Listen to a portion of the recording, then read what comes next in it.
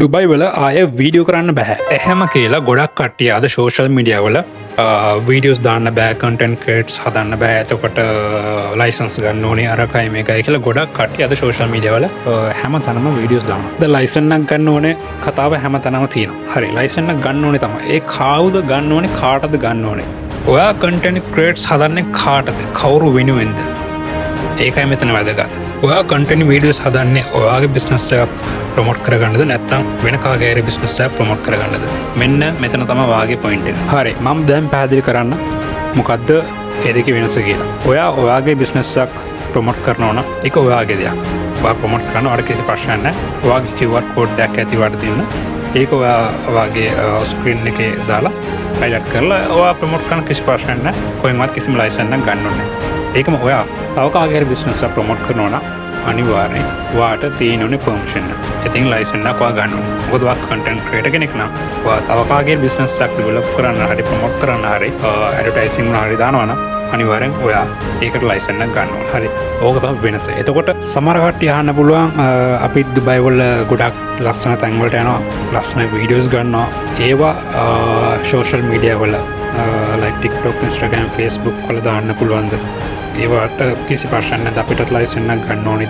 එක දෙයක් කාගේවත් ගයක් ගාවට ගිහිල්ලා මේක තමයි මගේ ගේ ඒකවල කාගේ වාහනයක් ගාවට ගිහිල්ලා මේක තමයි කාටක එහෙම දේවල් කරන්න එපා. ඒවා නීති විරෝධී වැඩවල.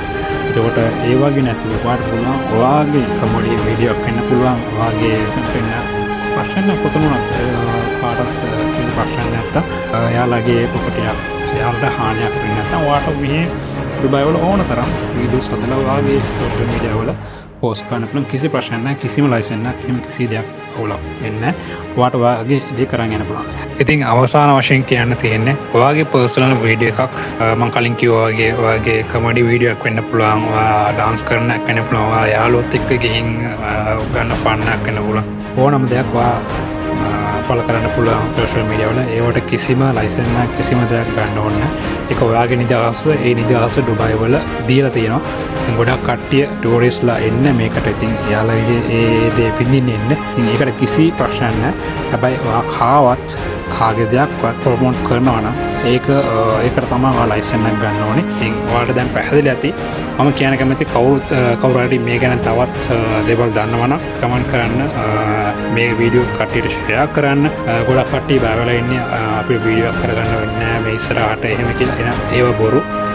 ගොඩක් කට්ටිය සෝෂල් මීඩියා වල දානවා මෙහෙම අපිට වීඩියෝස් හදන්න බෑ කන්ටෙන්ට් ක්‍රියේටර්ස් හදන්න බෑ ඒවට ගෙවන්න ඕනේ ඒවට ලයිසන්ස් ගන්න ඕනේ අරකයි මේකයි කියලා ගොඩක් කට්ටිය සෝෂල් මීඩියා වල වීඩියෝස් දානවා. ඉතින් ඒක ඇත්ත නැත්ත හොයලා මම ඔයාලට වීඩියෝ එක ගෙනල්ලා දුන්නේ. ඉතින් හරිද වැරදිද කියලා මට කියන්න. මොකද්ද ඔයාලා දන්නේ දේත් ඔයාලා කියන්න. ඉතින් හැමෝටම සුබ දවසක්.